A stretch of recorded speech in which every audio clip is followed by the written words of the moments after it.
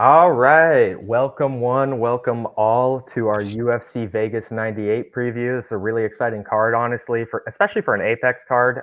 Really happy about this main event too. Brandon Royval versus Tatsuro Taira, young prospect versus somewhat legendary journeyman. So let's get this show on the road with our prelim picks here.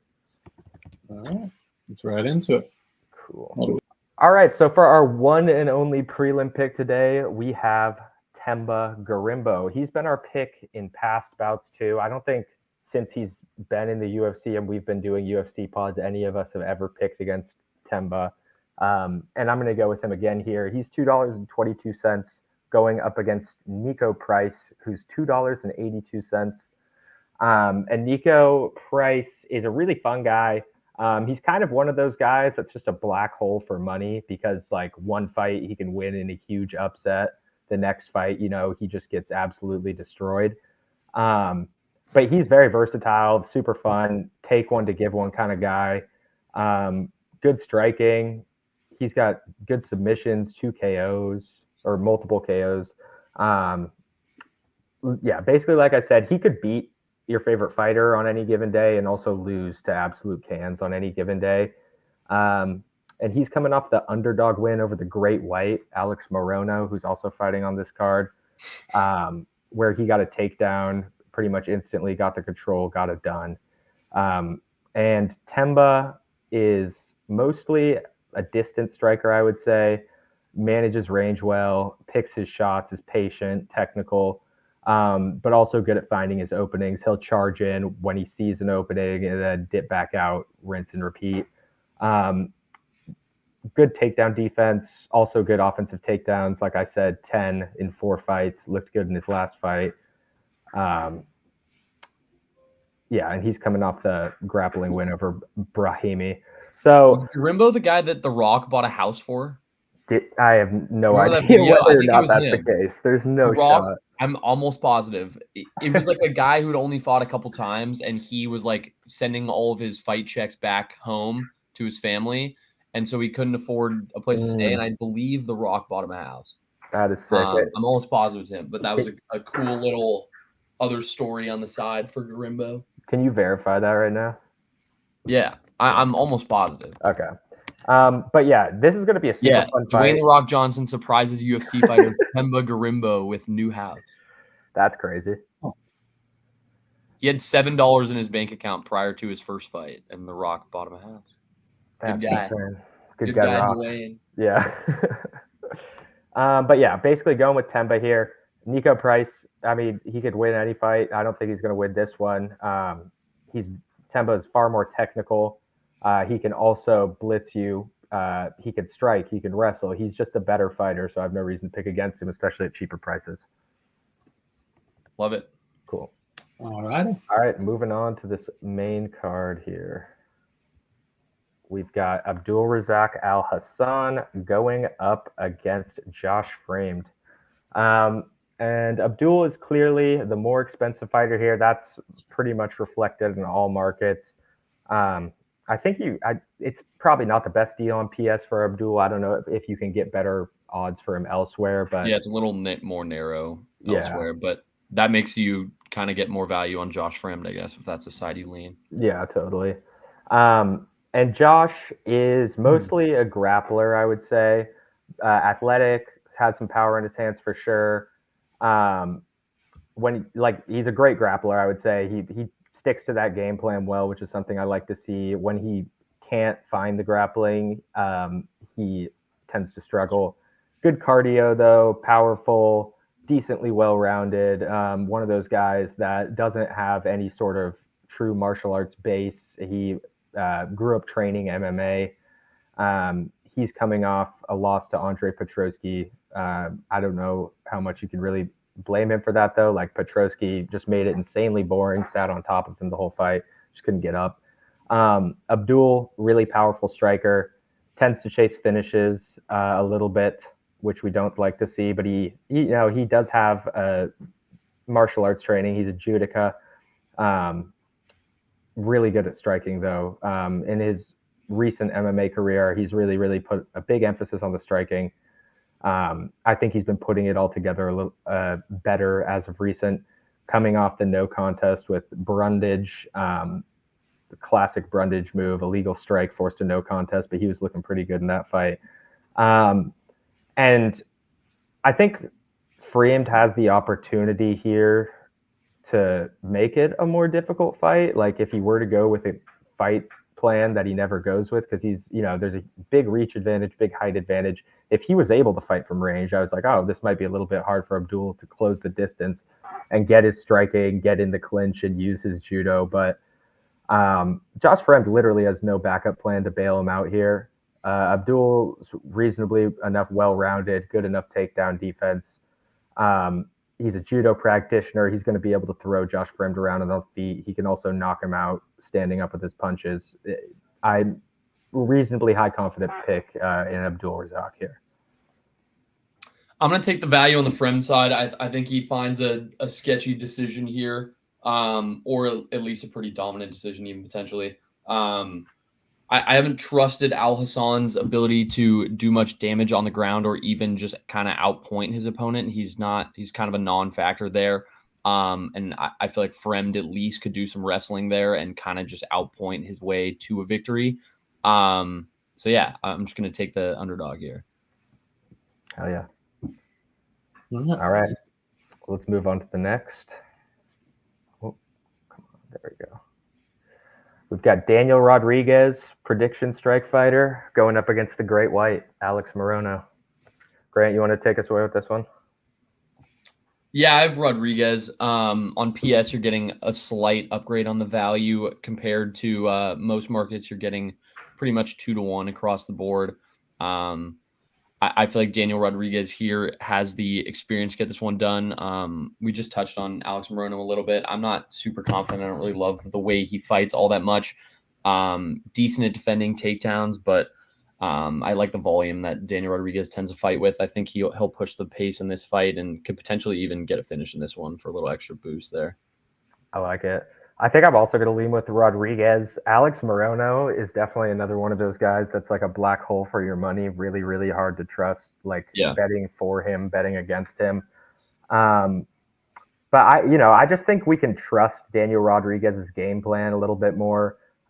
Very good boxer, picks his shots well, good takedown defense. Obviously not too great at grappling, but the boxing is very, very clean. And he is coming off that decision loss to Gastelum, who's like one of the toughest guys in the entire promotion. But I thought he actually looked good in that fight. He just looked good in that fight. Gastelum is just so tough. Like I understand why it got to a decision why Gastelum won that. Rodriguez, I think, wins this fight through the boxing. Kind of low confidence for me, though. Yeah, tend to agree. Cool. Mm-hmm. All right, there we go. Grant Dawson versus Rafa Garcia. This could be a very fun fight. Probably going to be one of the most boring fights on the card. For sure. Grant Dawson, $5.35, $4.24 for Rafa. These guys are kind of opposites. Grant's really good. Grappler, averages about 4 takedowns a fight. Super boring. Yeah, in probably the most boring fighter in the UFC. We know how that goes. Insane control, good pressure on the ground. Striking is technical, but he is a one-dimensional guy. Realistically, his game plan is always to wrestle you down and grapple. He's coming off a bounce-back win over Joe Selecki, where he had 14 minutes of control time. Just imagine how fun that fight was. And he's really good. He's 21-2. Rafa Garcia, he's also a very good grappler, but kind of opposite of Grant Dawson in the sense that he has very heavy hands and can knock you out on the feet. Always coming forward at you, very dangerous. He himself has 7 sub-wins, but a lot of those submissions were actually set up by some clean striking. And he's coming off a win over Clay Guida. Dawson, I'm just going to say I think he can make this one boring and win this fight. Rafa does not have the most amazing takedown defense. I think Grant's going to be shooting nonstop. He is going to win by decision, and I think the odds for him to win by decision is like -140 in this one, so it's not exactly the most insane pick of all time, but I do think that's the way it goes.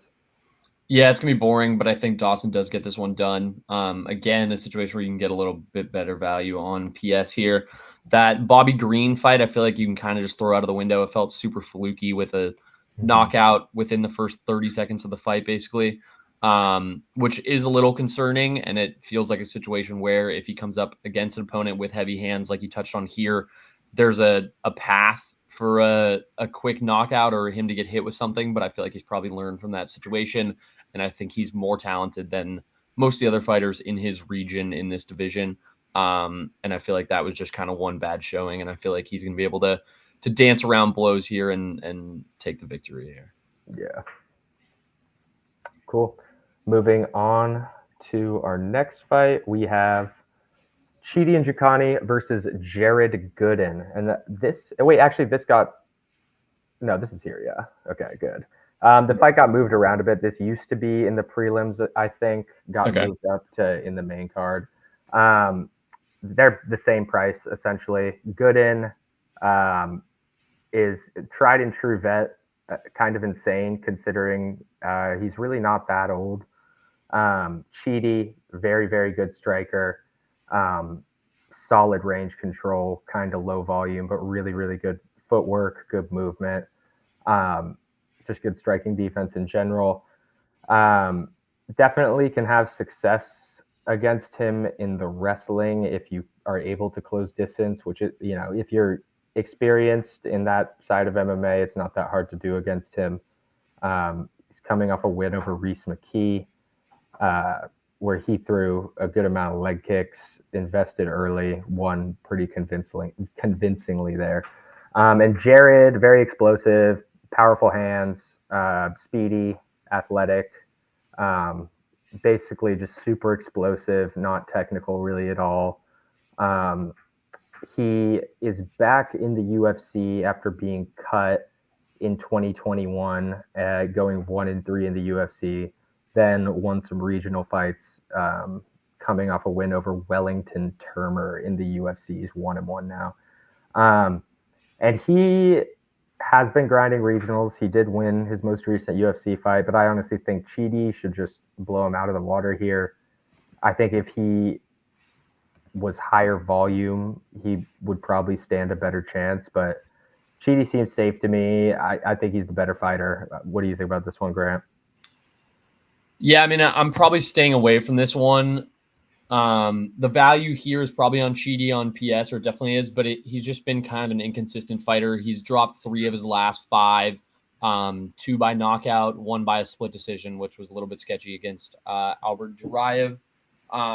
He's fought good fighters recently too, so it's not like he really needs to hang his head too much on some of those names that he's lost to. But it just feels like any given night, he's just a little too inconsistent. I'm probably not high enough confidence on this fight to really throw a ton behind it. But if I had to pick a winner and you get that extra value on PS, I'm definitely taking Chidi, but we'll probably be staying away. Yeah, I'm staying away from this too. This is another one of those ones where I think it's going to be a super fun fight. Really not too passionate about either side here. So let's move on. Next, we got Brad Tavares versus Junyoung Park, the Iron Turtle. And this should be a very, very fun one. So Brad Tavares, $3.70. That pretty much reflects the most other markets, I would say. He's the underdog here. Junyoung Park's the favorite. I think you're probably getting better value for Junyoung here than you are in most markets. And Tavares, yeah, you are? Okay. It's pretty similar. Yeah. Tavares, just a veteran. I think most UFC fans know who this guy is. Has fought plenty of world champions, contenders, very good striker, not insanely dangerous, but he's super durable, very well-rounded, good takedown defense. He's 36, but because he is such a tried and true vet, his body is probably a little bit older than that. we see him fading a tiny bit. He's coming off a knockout loss to Gregory Rodriguez. And I was just talking to Wells about this, but there are actually 4 fighters on this card that have lost or by knockout to RoboCop, which is kind of insane. Yeah, nuts. And then the Iron Turtle, Jun Young Park, big fan, well-rounded guy, good technical striking, good cage control, sets up takedowns well. I wouldn't say he's dangerous whatsoever. You'll see the subs on his resume, but they're kind of more like they aren't traditional subs. It's like he works you with his striking, pieces you up throughout the fight, gets to that sub eventually by kind of grinding you down. Doesn't really have knockout power. He does have a good striking differential though, positive striking differential.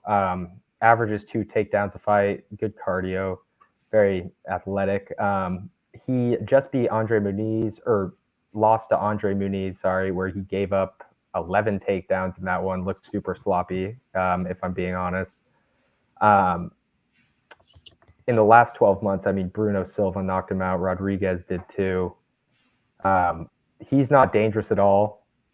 And in order for him to win, he's going to need to get through Brad Tavares' 81% takedown defense. I'm going out on a limb here, going with the dog in Brad Tavares. I'm gonna take Turtle. The Turt. He is made of iron. I don't know. It just feels like a spot where, I mean, that takedown defense is obviously great, but I just feel like once he defends takedowns, or if people get through on takedowns against Brad Tavares, his submission defense has been relatively weak, and it feels like Jun Young is experienced enough in that area to do something once he does get a takedown, and I expect him to shoot a ton of them. So even if you have 81% defense, if Jun Young is shooting 10 to 15 takedowns or something, if he gets a few in and he can kind of hold that top control and just kind of lay on him, I feel like this is going to be a boring fight that Jun Young tends to take. But I wouldn't be shocked if it went either way for sure. We might have to gentleman's wager that one. We might have to. All right, but looks like we're separate sides on this one. So you either pick Team Grant or you pick Team Jackson with this one. Next, we have our main event, Brandon Royval going up against the newcomer in Tatsuro Taira. And we've got a huge price discrepancy here, as you can see on the screen. $17.85 for Royval, $7.73 for Tatsuro Taira. Kind of makes sense. Royval has a lot more UFC wins on his resume than does Taira. It's kind of how prices work on PredictionStrike, but clearly a really, really strong investing opportunity on the Taira side of things. He's a big favorite, big underdog on PredictionStrike. Pretty much can't miss that. And Taira is really young. Royval, super exciting guy. Always looking for a finish. Can also fight to a decision. Really diverse arsenal of striking attacks. Fast, powerful, tricky submissions. Just always applying pressure. This guy is the complete package. Coming off an incredible performance against Brandon Moreno, where that pressure was the deciding factor, I would say. Tatsuro is, I think, eventually going to be one of the best, maybe is already one of the best fighters in this division on the planet. I like how the UFC has been kind of gradually building this guy up instead of throwing him into the ringer right away. Royval is going to be his biggest test so far, for sure. He has okay power in his hands, in an insane grappling arsenal, as we know. Takedowns, in my opinion, are just okay. He's coming off an injury win over Alex Perez, where Perez looked pretty decent, actually, and then Taira blew out his knee after he jumped on his back. And yeah, like I said, I think this is Taira's pretty much first real test in the UFC. Like, he's undefeated, but who did he beat? Some of the guys he beat aren't even in the UFC anymore. CJ Vergara, which I guess is a okay win. Alex Perez, who got injured and was winning the fight. Royval, he's proven himself. Zero quit. Even in his title loss, he landed more significant strikes, despite being taken down 8 times. This dude is the definition of a dog. Pressure, high-level experience, I think, are going to be too much for Taira here. Once again, going with the underdog in Brandon Royval. His nickname is the Raw Dog. So yeah. I mean, I'm gonna have to go against you again here. I think. Yeah. I mean, if you just look at this price I know. too, You have to. You can get 2.5. I mean, he's a 2.5 to 1 favorite almost anywhere, and then here you can get him at like less than half the price of Brandon Royval, which is just too tasty of an opportunity to pass up on. I think. I also feel like these two are pretty similar fighters. They're both well-rounded. They both can strike. They both are very comfortable on the ground. Both have a submission arsenal, like you said, that's pretty versatile. I just feel like Tetsuro Taira is more kind of in his prime here. I mean, he's still super young, obviously, but I feel like in his athletic prime, he's going to be the one kind of pushing the pace here. He might walk into something, and obviously Brandon Royval is dangerous and super experienced in the division. So if Taira walks into something, it could end pretty quickly here. I just feel like I'm pretty sick of seeing these three same names at the top of this division. And I feel like if this fight is close, we could get some sketchy decision making to just kind of get the Royval, Moreno, Pantoja, that kind of crowd out of the spotlight in this division and kind of put some new blood in here, because it feels like it's been the same three guys the last 3 years and nobody's super fired up about the prospects of any of them really holding the division or holding the title in this division. So I feel like you'll probably have the UFC on your side, on the Taira side here. And I just feel like between the two similar fighters, I like his bag of tricks a little bit more. So I'm going to take that. And the additional value, obviously, is hard to pass up on. We're kind of all over the place today, Grant. What gives? But yeah, that's everything. That is all of our picks for this chill little Apex card we have this weekend. Lots of great investments to be made. Lots of great investments to be had. Make sure to tune in for our Dana White's Contender Series pod coming up. Make sure to tune in for the rest of our UFC podcasts. All of our fantasy football content coming up soon here. Should be posted on our YouTube within the week. Thank you all for watching. Peace. All right. Peace, y'all.